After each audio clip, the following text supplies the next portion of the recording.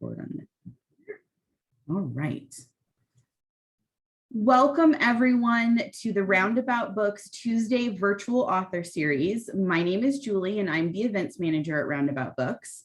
So we will have a Q&A session at the end of this talk. So get those questions ready. You can put them in the chat, or towards the end, we will have the option to unmute people so that you can ask your question directly. Just remember to stay muted throughout the presentation to avoid any feedback.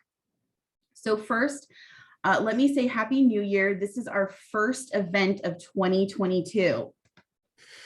We are so excited to continue offering virtual events on Tuesday nights for authors who are out of our area and continue in-store events on Thursday nights. When permitted, our events are recorded and can be found on the Roundabout Books YouTube channel. So we are recording tonight's event. If you know someone who couldn't make it tonight, please just refer them to the Roundabout Books YouTube channel, and that's all you need to find it is Roundabout Books.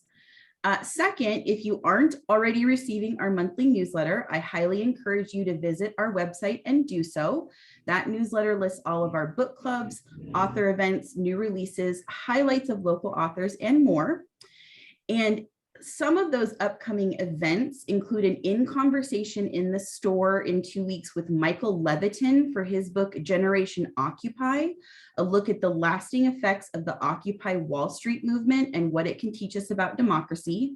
And in February, we are partnering with Olympic skier Lindsey Vonn for a virtual event for her memoir, Rise. So more information on all of our events can be found on our event calendar at roundaboutbookshop.com. Just want to make sure everyone knows that there is another Roundabout Books in the country, but we are roundaboutbookshop.com. So now let's get to the amazing book we'll be learning about tonight. I have my copy.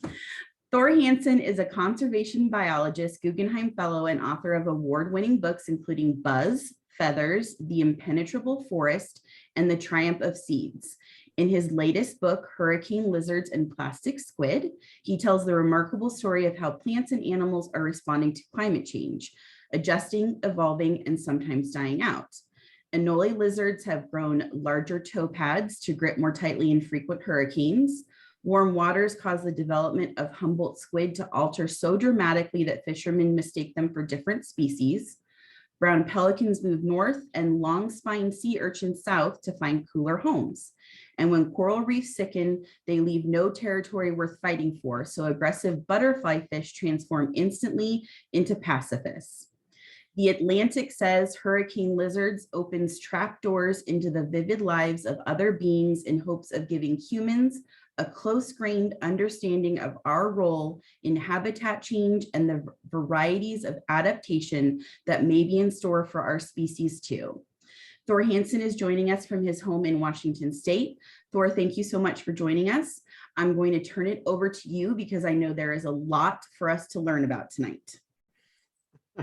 Well, thank you very much, Julie, and thanks to everyone for tuning in. I know we would rather be together in Roundabout Books in the cozy setting of an in-person gathering, but on the other hand, it is with thanks that we look to the Zoom gods for these virtual opportunities, and I'm pleased that I could join you this evening. And what I want to do right off the bat is to go ahead and share that screen so that you guys can see what I'm seeing. Starting there with the cover of the book, but moving immediately, if you'll bear with me, to this iconic image, the polar bear. Stranded on a melting iceberg, I think we have all seen this again and again over the past few decades. It has become our go-to symbol for the biological impacts of climate change. So much so that the conversation, in my opinion, far too often stops there. In the media and in all kinds of public discourse, we invoke this image, the poor polar bear, as a dire warning, and then we move on, overlooking a rich and vital biological backstory that is really at the heart of all climate change scenarios. After all, what matters is not so much the change itself as the response to that change. If every species got along just as well in all conditions, then tweaking the weather wouldn't matter in the slightest. But of course, that is not how nature works.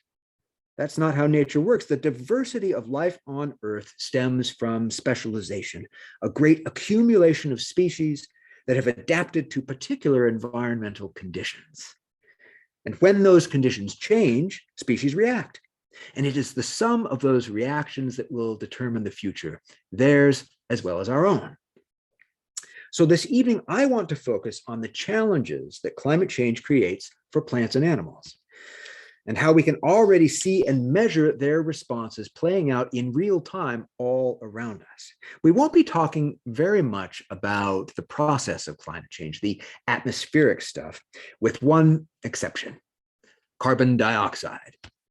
Has there ever been a substance so often invoked yet so seldom explained as carbon dioxide? When I began the research for this project, I realized that I knew hardly anything about the stuff that was making the planet warm in the first place. In high school, I do recall that my chemistry textbook pictured CO2 as a large black ball, the carbon atom, bookended by two smallish red ones, the oxygen, CO2. At the time, I recall thinking that it looked just like the face of the red-eyed fruit flies that we had spent the last semester talking about in biology class. Now, that association stuck with me over the years, so that when CO2 was linked to climate change in this nefarious connection, I found myself imagining the world's tailpipes and smokestacks emitting these clouds and clouds of tiny flies, which is a really vivid image for climate change, but not particularly helpful in explaining and understanding the situation. Because carbon dioxide is something of a paradox, isn't it? It's everywhere in the atmosphere. It's a global threat that also happens to be one of the building blocks for life on Earth. It's so common, in fact, that it was the first atmospheric gas ever to be named and studied and described. Before the discovery of carbon dioxide, scientists weren't sure if the atmosphere contained anything at all, or if it contained anything that could possibly be measured. Now, credit for the discovery and early research on carbon dioxide goes in large part to this fellow here, Joseph Priestley, who was an 18th century clergyman.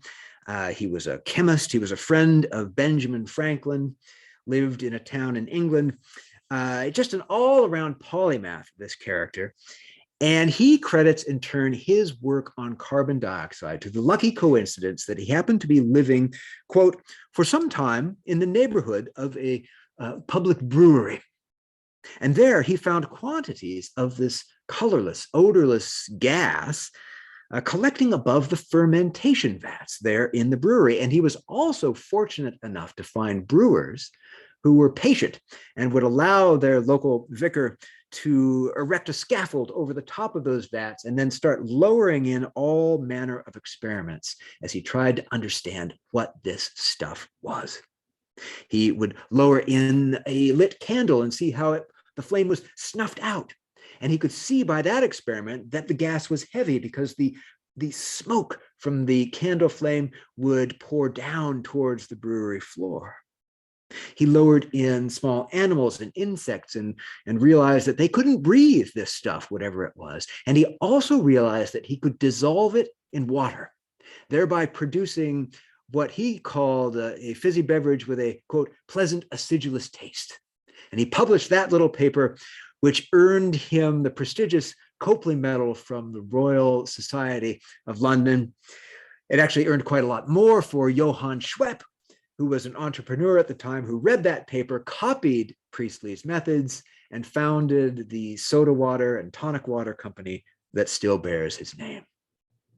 So Priestley's work paved the way for all sorts of things, commercial and otherwise, including more research on carbon dioxide from folks like Tindley here. Scientists soon began to learn that CO2 could retain heat. Radiant heat would be trapped and retained by this gas. And as early as the 1890s, scientists predicted that industrial activities were adding carbon dioxide to the atmosphere in quantities large enough to warm the planet. That work, of course, was done in snowy Sweden by a fellow named Arrhenius. And in that context, in the frigid cold of Sweden, his discovery about global warming was greeted with gusto. Everyone thought that a few extra degrees would be just fine. So people have known about carbon dioxide as a greenhouse gas for a long, long time. But that still doesn't explain to us why some of it is bad and why some is benign. So to get my head around that conundrum, I really wanted to get my hands on some CO2. So I conducted a little experiment at home with my son, Noah, on the various contents of our refrigerator. And I would like to share that with you, reading directly from the book. This comes from the second chapter, and it begins with a quotation that is attributed to Galileo. We must measure all that is measurable and strive to make measurable all that is not. It turns out that fermentation occurs in a lot more places than vats of beer. Yogurt and cheese makers call it culturing, but it's more accurate to think of it as a form of slow microbial digestion, a way for bacteria and other tiny organisms to extract and use energy from the foods they live within and around. Like any form of digestion, it is a process that produces waste.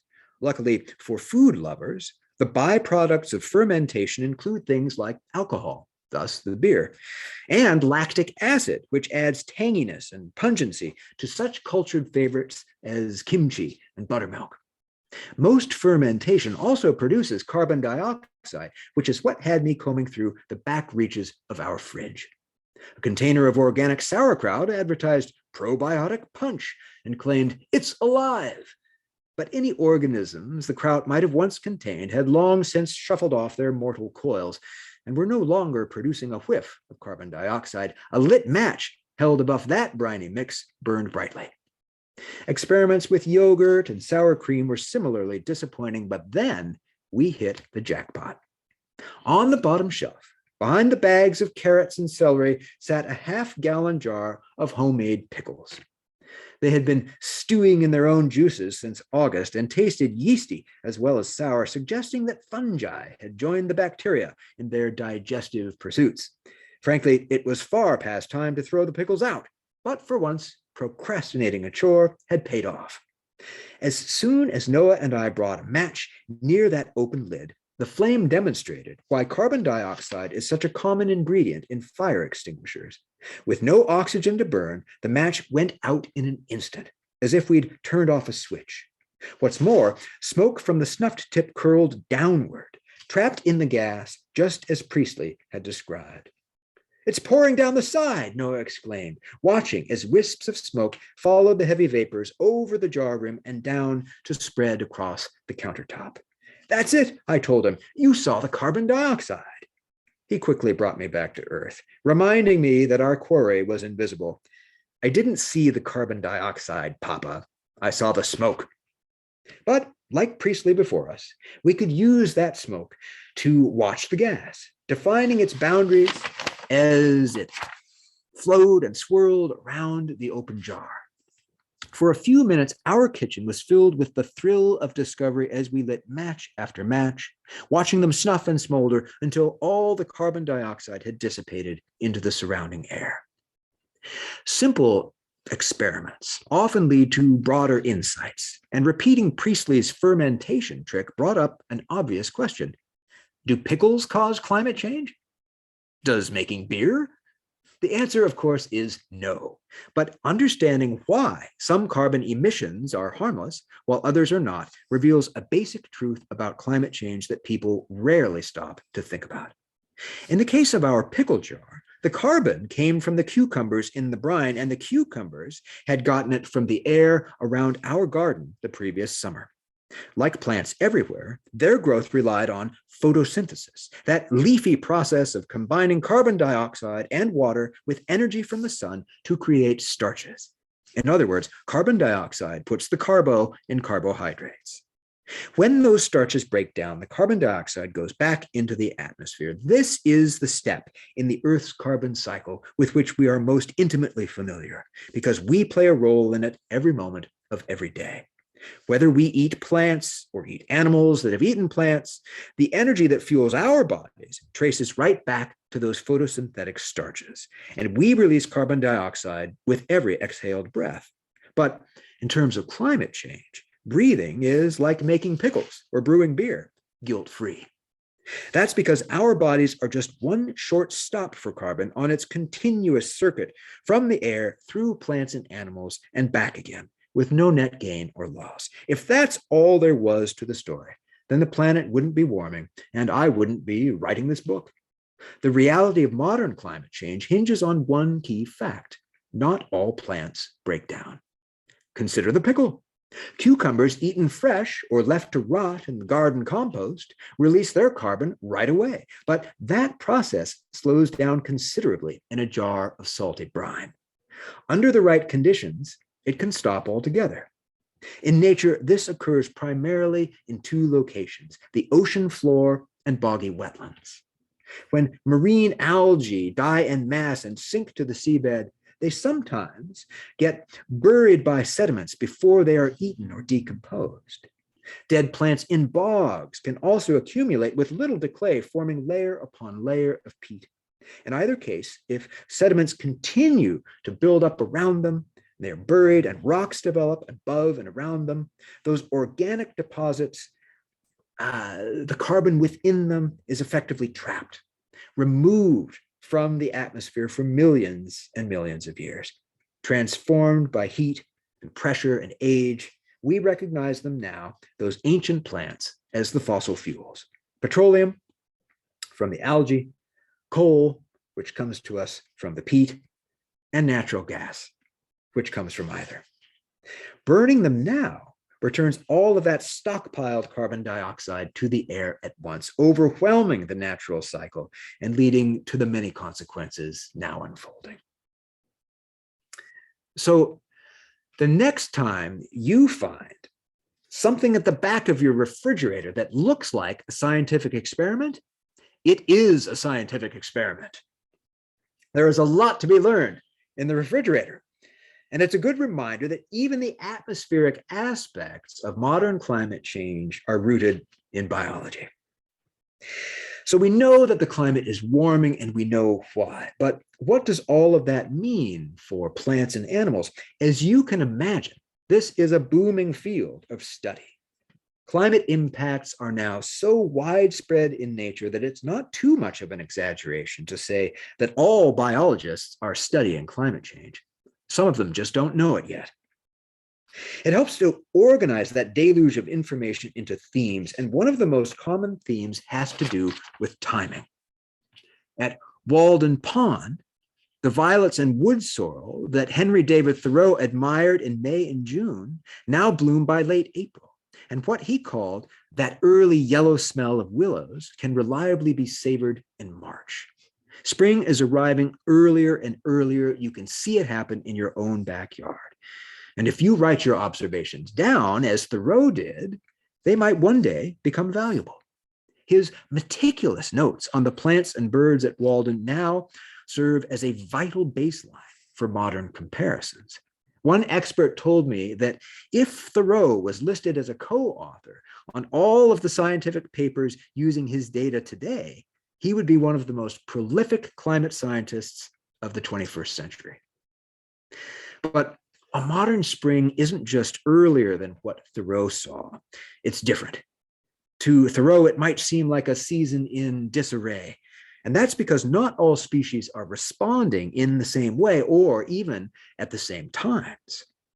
This flower, for example, is a familiar spring site in meadows throughout the American West. It is known as death camas.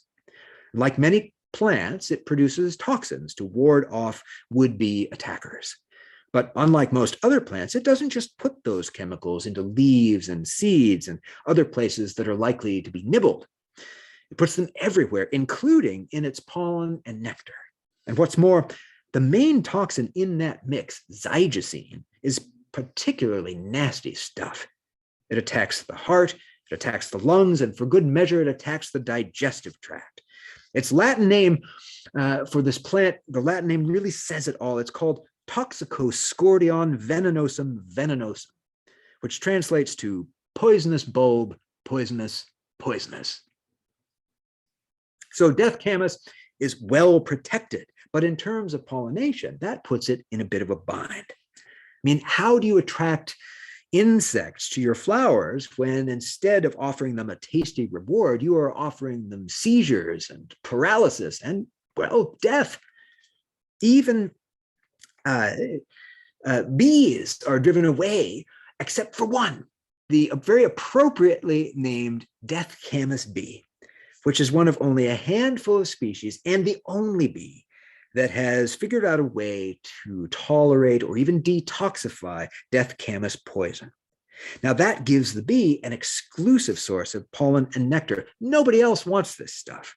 And it gives the flower a very dedicated pollinator. It is a tight and specialized codependent relationship. But in many locations, death camas now blooms weeks earlier than it did just 30 years ago, responding to the steady rise in springtime air temperatures.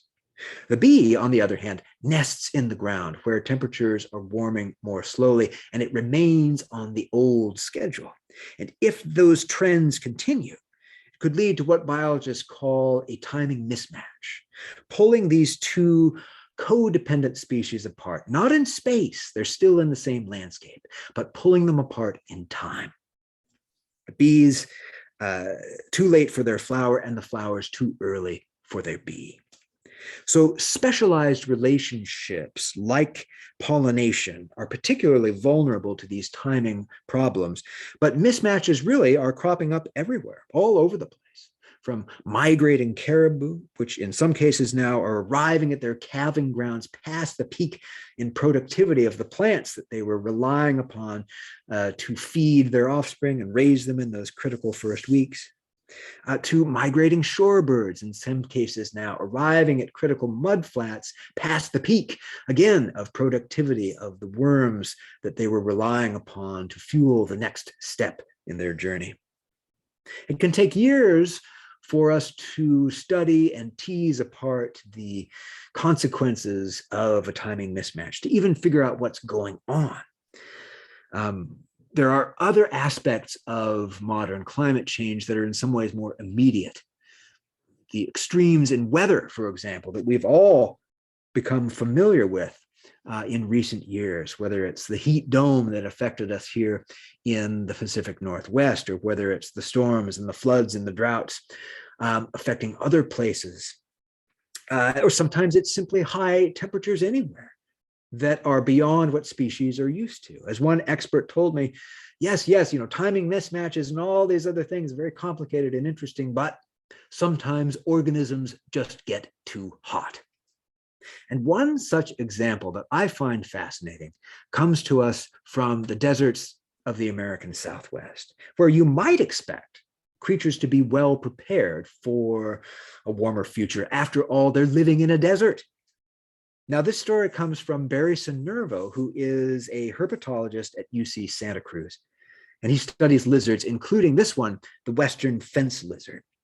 It's a species that if your childhood was anything like mine, you tried and failed to catch. Because as soon as you get near one of these fence lizards, it will scurry beneath the closest rock. Well, it turns out that fence lizards use rocks for a lot more than eluding young lizard enthusiasts.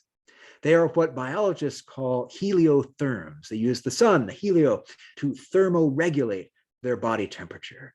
They bask on the tops of rocks when they need to warm up, and then they hide in the shade beneath them when they need to cool down. They can't simply remain out in the sun all day long because they have no way to compensate for the increase in heat. They would overheat and perish. So they must remain close to rocks at all times so that they can take shelter when they need to.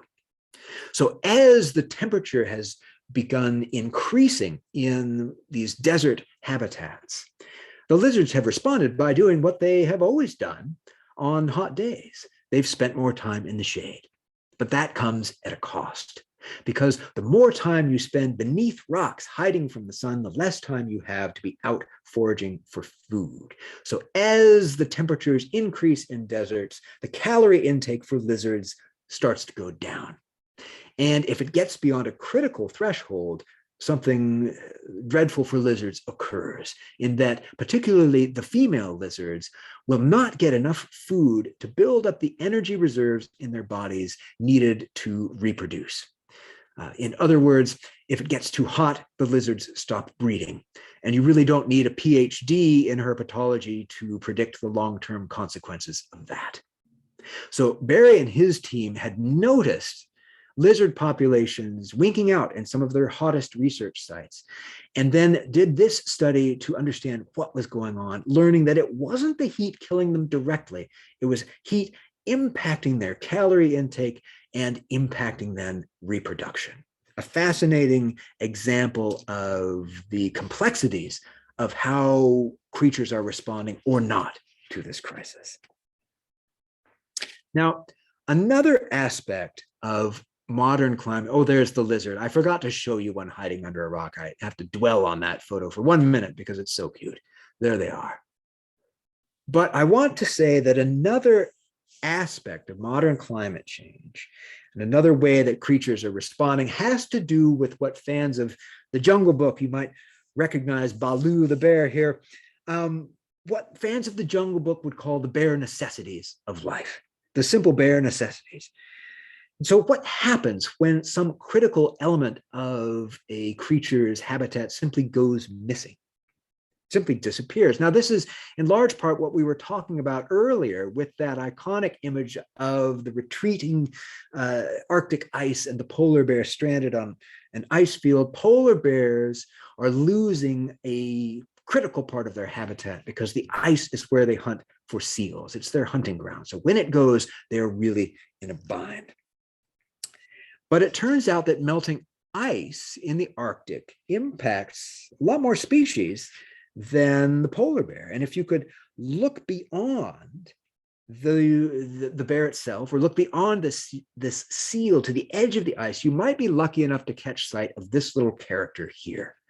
A seabird called the little auk or dovekie, which traditionally has fed along the edges of those ice floes in a habitat that is particularly rich in the plankton that dovekies rely upon.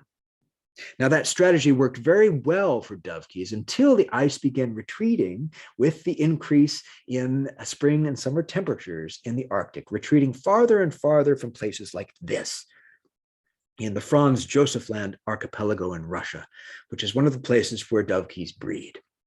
And as the ice gets farther and farther from those islands, the dovekies then have farther and farther to fly to retrieve food, to bring back to their nests to feed to their young. So they have always been considered and predicted to be an early casualty of climate change, because at some point that distance would simply become too great, and the chicks would begin to starve. There would be breeding collapse and dire consequences for dovekies. This was hard climate science until a group of biologists went up to the Franz Josef Land to see what was going on the ground. This story comes to us from a fellow named David Haskell, a Frenchman who was a part of this joint expedition with a number of Russian colleagues as well.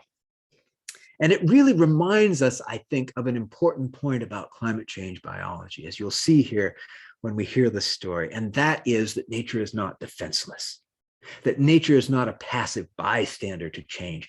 When conditions change, species that can react and respond will do so, sometimes in ways that surprise us. So we'll catch up with this story again. I'm going to read a passage from the book, and this is quoting right now David talking about his experiences in Franz Josef Land. We had indeed strong hypotheses and predictions on how the birds would behave, Grimmelay explained, noting that the dovekies in their previous studies had regularly flown over 60 miles to reach the edge of the pack ice. We were expecting flight times between the colony and the foraging spot of at least an hour, he went on, and then recounted what he called, quote, one of the most exciting moments of my research career.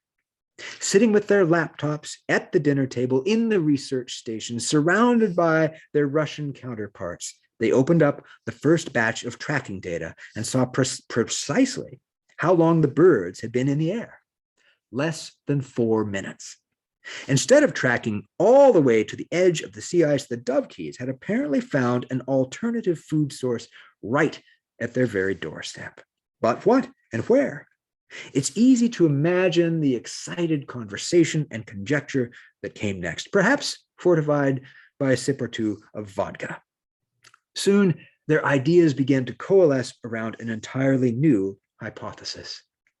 My colleague, Jerome Fort, remembered what we had seen while climbing the nearby mountain with our Russian friends a week before, Grimmelais recalled, and described a distinct line across the mouth of the fjord, where cloudy blue meltwater from island glaciers slammed into the dark, dense currents of the Arctic Ocean.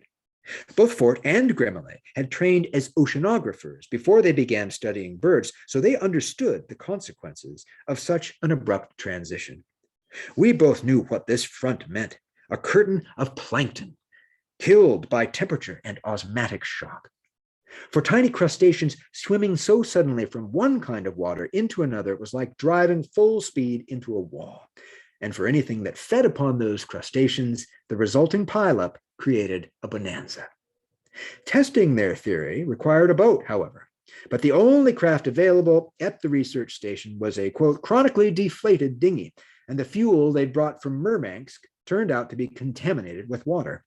None of this was exactly ideal for exploring a polar sea, but they set off anyway and managed to sputter far enough out into the fjord for a survey. There wasn't much to see at first, but as they crossed the convergence zone between glacial melt and ocean water, the dovekies were suddenly all around them. The little auks were all there, Grimmelais told me, aligned on the oceanic side, diving and stuffing themselves on plankton, easily picked from that underwater curtain. And with that revelation, the story of dovekies and climate change switched instantly from one of decline to one of resilience. Yes, the sea ice was melting as predicted, but so were Arctic glaciers. And in places like Franz Josef Land, where glaciers are plentiful, that created an opportunity that no one saw coming. Grimmelais and his team spent the remainder of their field season showing that dovekies weren't just surviving on their new food source, they were thriving. Chicks grew at precisely the same rate as they had on a traditional diet, measured decades earlier at the same location. To Grimmelais, the project demonstrated how one overlooked detail can have a huge effect on the outcome.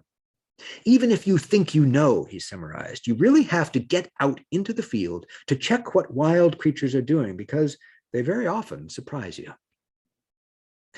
Now, David Grimmelais' story embodies something I heard again and again during my research for this book project, how scientists went into the field expecting to study one thing and ended up studying something else because conditions on the ground were so different from what they had expected, different in terms of climate and different in terms of the lives and activities of their subjects.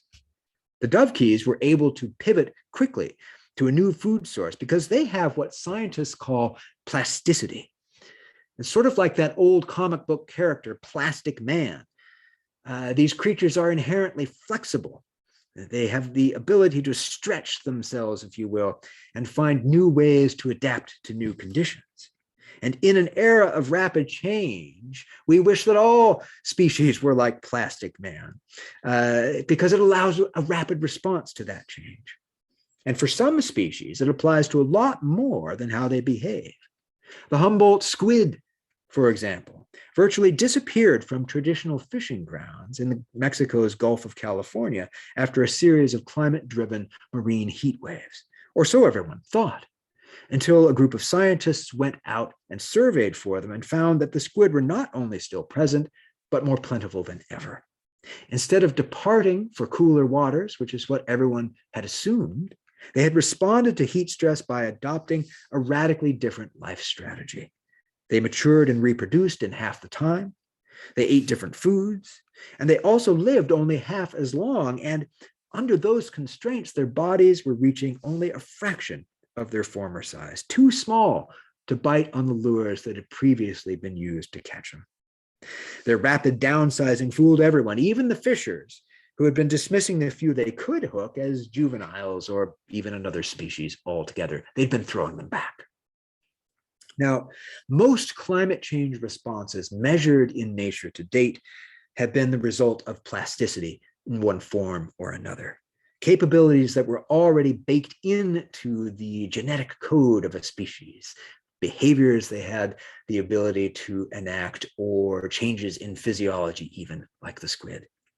But in some tantalizing cases, there are now signs of climate-driven evolution taking place. And one of the best examples comes to us from a small lizard that is native to the Turks and Caicos Islands in the Caribbean. This story comes to us from Colin Donahue, who's now at Washington University, but he had just surveyed this lizard population several years ago as part of a study on the impacts of non-native rats on the islands there.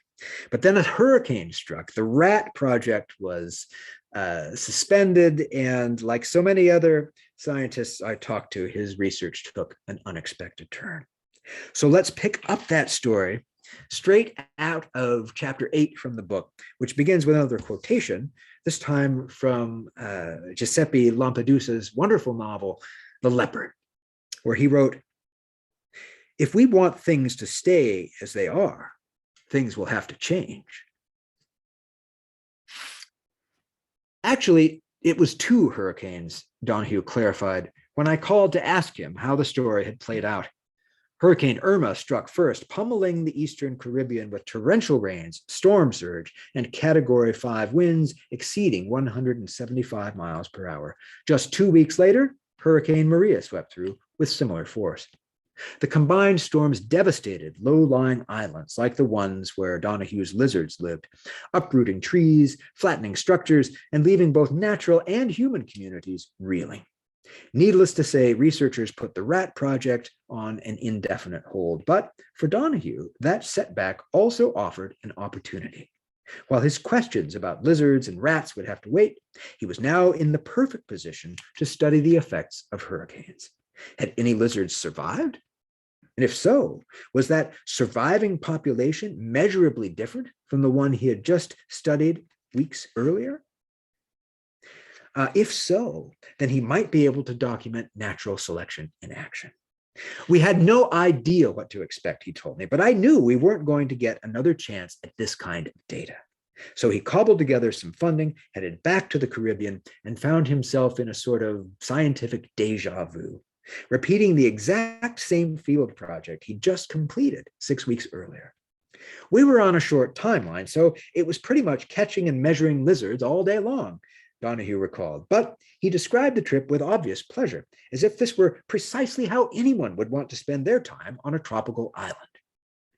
In conversation, Donahue's enthusiasm for science borders on exuberance. He comes across as someone who probably keeps working and thinking long after other people might quit for the day and retire to the poolside bar. That may be why he recognized the potential value of returning so soon to resurvey his lizards. And it's almost certainly why it occurred to him to bring along a leaf blower. The customs officer was very confused, he said, and laughed out loud at the memory of trying to explain the science behind traveling with a large piece of landscaping equipment. We needed to know how the lizards behaved in hurricane-force winds, he told me. It was possible they might run for it or hunker down in the tree roots. We didn't know. And since watching lizards in a real hurricane was out of the question, Donahue used the leaf blower to simulate one inside his hotel room. And I have to say, I have always wondered what the people in the next hotel room thought about that particular experiment. I mean, it's one thing if someone has the TV on kind of loud, but a leaf blower, my goodness. Now, luckily, Donahue filmed this experiment, and he was kind enough to share a video with me so we can all see what he saw. And I should say before I show it to you that no lizards were harmed in this experiment. There's a soft netting off camera that catches any lizards that should slip from the stick during this experiment. So without further ado, let's see what Colin saw with his hurricane lizards. You can see the back legs slipping free, the whole body, like a flag in the wind, flapping, flapping. The wind picks up until it becomes so strong that it can't hold on any longer. And the lizard is finally blown from the stick, but only after flapping there in the wind for all that time in a hurricane-force wind. Incredible. So now that video, in addition to getting quite a few hits when he put it on YouTube, it perfectly explained what he had seen in his data, because the post-hurricane lizard population was indeed different. The surviving lizards, the survivors all had large toe pads, and they had strong front legs for holding on tight.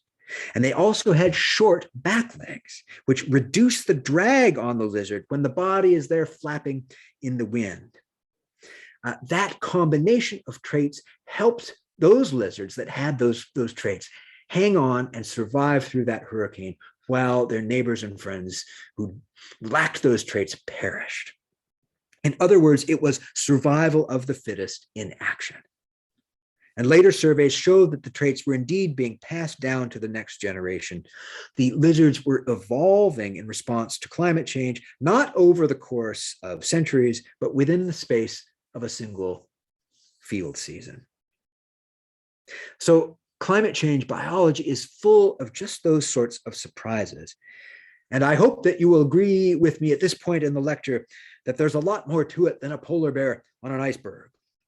Now, we have talked quite a bit about things like timing mismatches. We've talked about extreme weather. We've talked about responses from plasticity to evolution. And I have to tell you, we haven't even scratched the surface in terms of what is going on out in nature. Consider movement. Between 25 and 85% of species on the planet are now shifting their ranges in response to climate change, fanning out across landscapes and seascapes, looking for the conditions that they're used to. Even at the low end of that estimate, that's 1 out of 4 species on the planet. So these climate-driven changes in range, the upheavals that are affecting all sorts of ecological relationships, like the pollination example we talked about earlier, but also things like predation and competition, hybridization, parasitism, and yes, even extinction. The bramblecea melomes, a small mouse-like creature in Australia, recently became the first mammal species confirmed as a climate change casualty when all of its known habitat was inundated by sea level rise. So studying climate change biology doesn't make scientists worry less about this crisis, but it can help them to worry smart, allocating scarce resources to the species that need our help the most. Now, that's important in science, it's important in policy and conservation, but it's also important at a personal level, as we all struggle to allocate our limited emotional capital to this crisis. We need to know what to worry about so that we can formulate our own response. Yes, climate change is a daunting crisis, but I argue that it deserves our curiosity as well as our concern.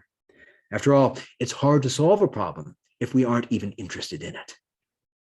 So in a moment, I want to take your questions, but first let me end with a short passage from the conclusion to the book, which begins also with an epigraph, this time from the bard himself, from Shakespeare's King John, where he wrote, "Strong reasons make strong actions." I subscribe to a philosophy expressed to me by Gordon Orions, an eminent American biologist whose 7-decade career has spanned everything from blackbird behavior to the evolution of fear. And when asked what a concerned citizen should do to combat climate change, his response was immediate and concise: everything you can. In that simple phrase, Orions managed to capture both urgency and agency, the seriousness of the issue combined with the importance of taking action at a relevant scale. It's not a new idea. 19th century thinker Edward Everett Hale expressed something similar in a verse conceived long before anyone was worried about their carbon footprint. "I cannot do everything, but still I can do something," he wrote. And because I cannot do everything, I will not refuse to do the something that I can do. The value of the advice from both Orions and Hale lies in their choice of the word can, a verb rooted in possibility and adaptable to any circumstance. It helps us focus our energy on tasks immediately at hand, tangible things like how we drive, shop, eat, travel, protest, vote, and even cut the grass. Naysayers will claim that taking personal action is trivial, an empty gesture in the face of a problem so vast. But that position is wrong. And it's not just slightly wrong, it's the opposite of the truth. In nature, we have seen how the responses of individual organisms determine the fates of populations, of species, and entire ecological communities. The same pattern applies to society. Addressing climate change requires a fundamental cultural shift in our relationship with energy, from how we produce it to how much of it our lifestyles demand. That makes individual action more important, not less so, because it is the collective behaviors and attitudes of individuals that define and change a culture. Yes, we need stronger climate policies and strong leadership to carry them forward, but those things will in large part be the results of cultural change, not the cause of it. Doing everything one can about climate change is also a fitting approach biologically, because that is precisely what plants and animals are doing. Their responses are playing out all around us every day, a constant thrumming call to action. Because in spite of the complexity of our societies and the technologies we surround ourselves with, in the end, we're just one more species on a changing world, facing the same climate challenges and drawing on the same basic toolbox of potential solutions, with one notable difference. Unlike any other organism on the planet, people have the ability to do more than simply react to climate change. If we so choose, we can alter the behaviors that are causing it to happen. And with that, I will end my screen share with some thanks for the people who donated photographs and move on to any questions that you may have this evening. And I hope you do have some questions, burning climate biology questions that must be answered before you could possibly rest. Well, thank you so much for that. That was awesome. Yes, please, if anyone has questions, you can type them into the chat window, either on your desktop or on your mobile version of Zoom. If you would like to say your question out loud, I can't see everybody's video, but there is a raise hand function, or you can kind of like, actually, I can change this, I think. You can kind of wave at me and I can unmute you. So if there's anyone who does want to ask a question, please let us know. Let me ask you, while we're waiting for people to have their questions, how long did it take you to do all of kind of the research and compilation for this book? Well, that's a good question, in that the idea for the book has been building for decades, really.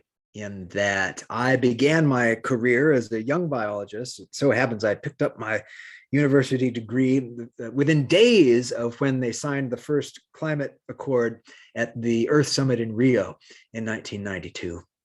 And during the earlier parts of my career, doing all these various projects, we weren't necessarily thinking about climate change as something impacting the projects that we were working on in real time. But over the decades, again and again, I have begun to see in nature how the climate is changing biology quickly. And I think it's something that all biologists are experiencing. So this idea of climate change biology has been growing for a long time inside me. And so deciding to do the book on it finally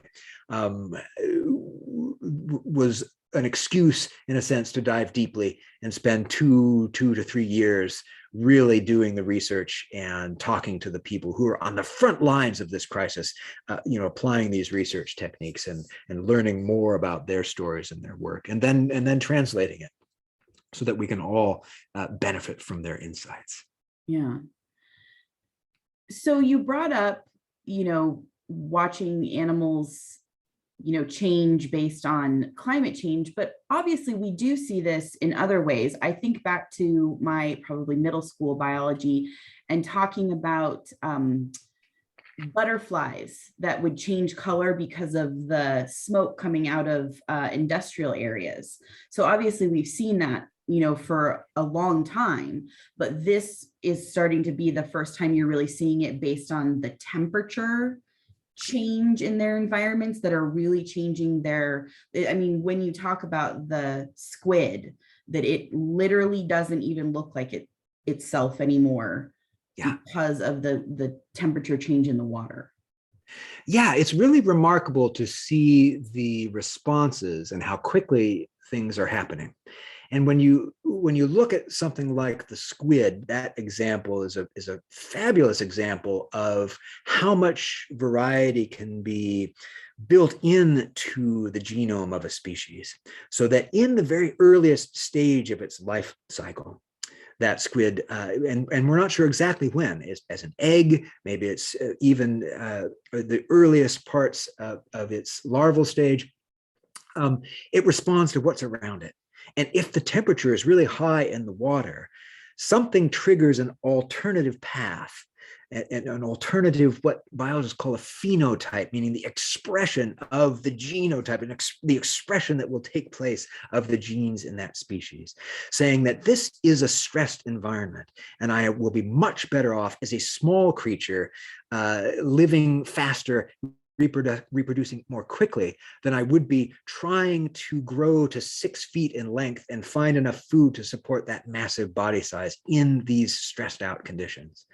And all of that was already built into the genome of the squid. So you could change, if you had the ability, the size of squid generation after generation, if you had them in a big fish tank, by changing the water temperature. All of that is built in.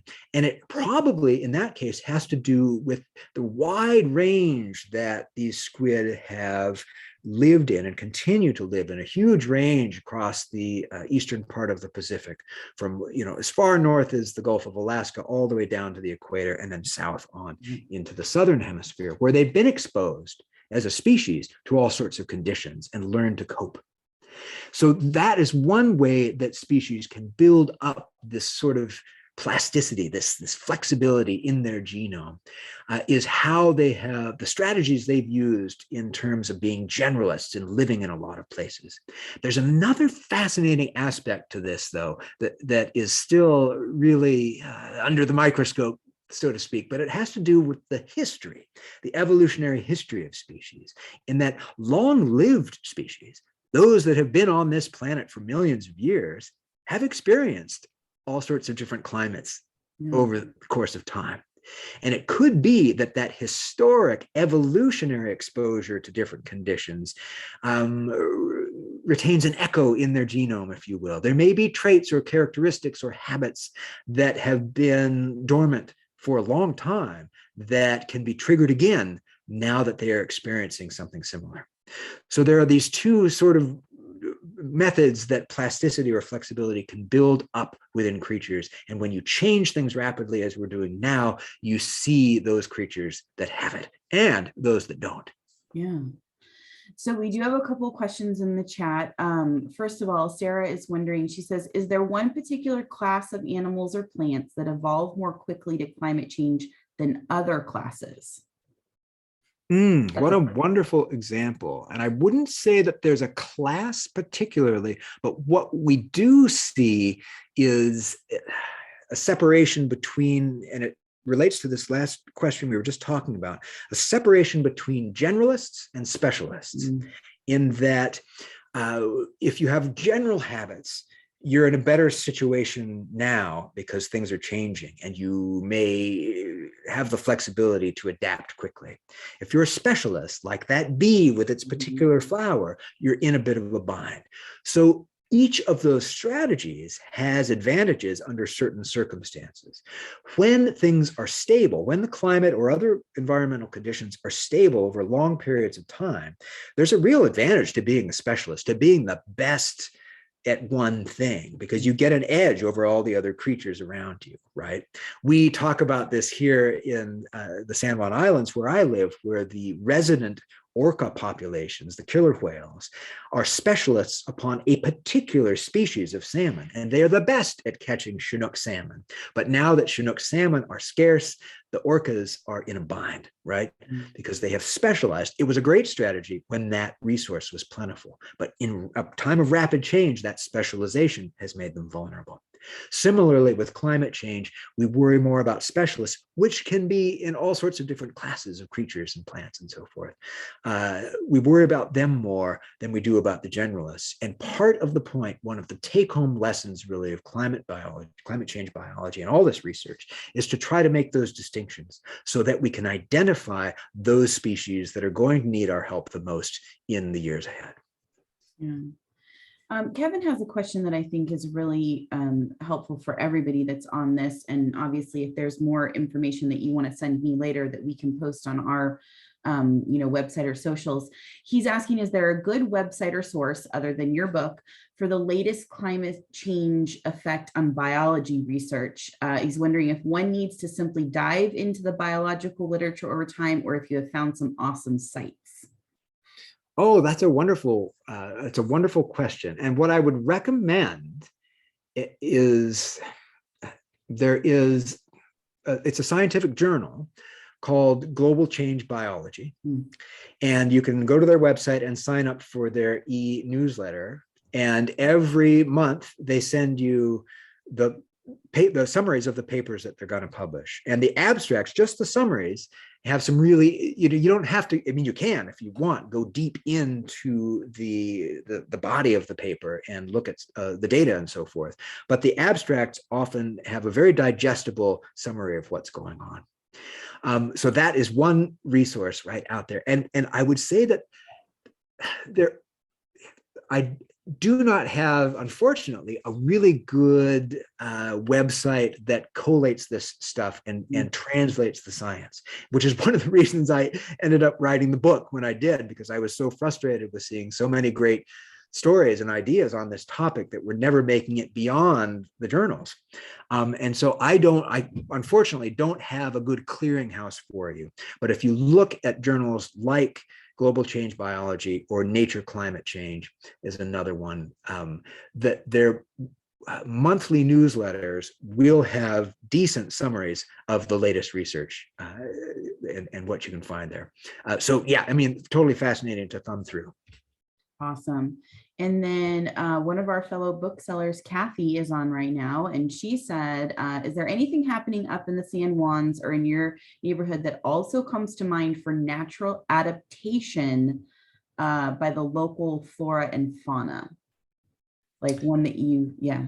Sure. Yeah. So I think one of the easiest things, well, two really easy things for any of us to see in our own backyards have to do with movement and have to do with timing. So in terms of movement, you can see it in Bend. I can't tell you the species, but you'll see them. You'll find it soon enough looking around. Movement is really easy to understand when you start looking at local creatures and see the creatures that are new to your landscape. Here in my backyard, we have now Anna's hummingbirds, which are a recent arrival. It's a southern species moving north. And it's moving north because conditions are becoming more conducive to it as the climate warms. So when I was young, we had only one species of hummingbird. Now we have two. What's more, the Anna's hummingbird, now they live here year round. So it's a rapid, to see this within a number of decades is a rapid range shift. You can see it with other birds as well. They're very good indicators of these shifts in plants and animals because they're so visible. We have brown pelicans now that are common to see in the state of Washington, where they used to be quite rare. And again, it's a southern species moving north, just beginning to pursue some breeding behavior in this neck of the woods, where the closest breeding colony previously was in Southern California. So a great shift northward as things warm up. Huge number of species in any environment that you can see on the move now. So keep your eyes out in a way for the weirdos, if you will, for the strange creatures that you're going to be seeing in your environment there in Bend, because certainly things are on the move in every system. And the other thing to track is to sort of bring out your inner Thoreau, if you will, and start looking at the timing of blooms in your backyards. And there are citizen science projects that help you get involved with this. There's one about, watching when the lilac blooms in yards all the way across North America, because it's a very common backyard plant, very responsive to air temperature, and you can contribute data to this massive research project now, tracking the change in what biologists call phenology, the timing of these seasonal events. And so bloom time, changes in bird populations are two very easy ways to see the impacts of climate change, to make it real in your own life, to make that personal connection with this global phenomenon. Yeah, I want to say, I feel like it's in November that they ask you to track the birds. I don't remember if it's through the Audubon Society, but it's kind of that citizen scientist stuff. And I know for a fact we have the year-round hummingbirds now, because they're in the neighborhood around our bookstore.